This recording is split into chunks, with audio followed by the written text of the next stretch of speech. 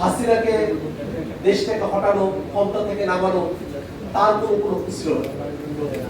শুধুমাত্র হাসিনা আমাদের লক্ষ্য ছিল না, বরং ছিল হাসিনা আওয়ামী লীগ একটা যে ফেসিবাদী ব্যবস্থা তৈরি করেছিল, সেই ফেসিবাদী ব্যবস্থা থেকে আমরা মুক্তি চাই।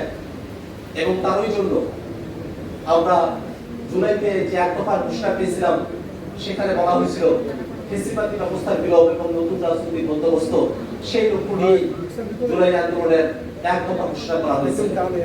আমরা তারপরে একটা দীর্ঘ সময় আমরা দেখেছি, যে সময়ে বাংলাদেশের সংস্কারের বিষয় নিয়ে দীর্ঘমেয়াদ সময় জুড়ে আলোচনা হয়েছে, রাজনৈতিক দলগুলো আমরা সকলে অংশগ্রহণ করেছি, একটা ঐক্যবদ্ধতা তৈরি হয়েছে, গণভোট হয়েছে সেই মতামতের উপরে, এবং জনগণ সকলে মিলে সেখানে ভোট দিয়েছে। সেই 70% ভোট যেটা গণভোটের জন্য, সেই ভোটটাকে এখন আর তারা গ্রাহ্য করছে।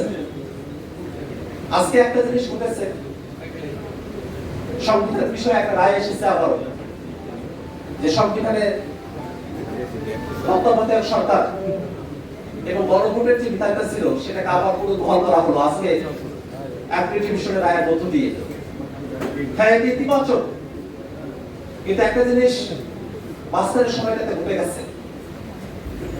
আমরা আর কোর্টের রায়ের জন্য অপেক্ষায় ছিলাম না। কোর্ট আজকে রায় দিয়েছে যে তত্ত্বাবধায়ক সরকার ফিরে আসলো, কিন্তু বাংলাদেশের জনগণ গণভোটের মধ্য দিয়ে সেদিনই রায় দিয়েছিল যে বাংলাদেশে একটা নতুন ফর্মুলায় আবারও তত্ত্বাবধায়ক সরকার আসবে। কোর্ট আজকে রায় দিয়েছে যে গণভোট আসলো, কিন্তু বাংলাদেশের জনগণ 12 ফেব্রুয়ারি গণভোটে তারা রায় দিয়েছিল যে সংবিধানে গণভোটের যে বিধানগুলো আছে সেটাকে যুক্ত করা হোক। অর্থাৎ আজকে কোর্টের মধ্য দিয়ে যে অর্জন, সে অর্জনটা কিন্তু বাংলাদেশের জনগণ 12 তারিখে 70% জনগণ সে অর্জনের পক্ষে তারা কিন্তু ভোট দিয়েছিলেন। আমরা কোর্টের মুখাপেক্ষি ছিলাম না, আমরা জনগণের কাছ থেকে রায় দিয়ে এসেছি। আমাদের আবার কোর্টের মুখাপেক্ষি করার যদি চেষ্টা করা হয়, যদি জনগণের রায়কে কোর্টের মুখাপেক্ষি করার চেষ্টা করা হয়, সেটা বাংলাদেশের জন্য ভালো কোনো ফল বয়ে নিয়ে আসবে না। আমরা এই কোর্টের রায়ের ইতিবাচক, কিন্তু আমাদেরকে এই কোর্টের রায়ের থেকেও জনগণের যে রায়, সেই রায়ের দিকে আমাদেরকে লক্ষ্য রাখতে হবে।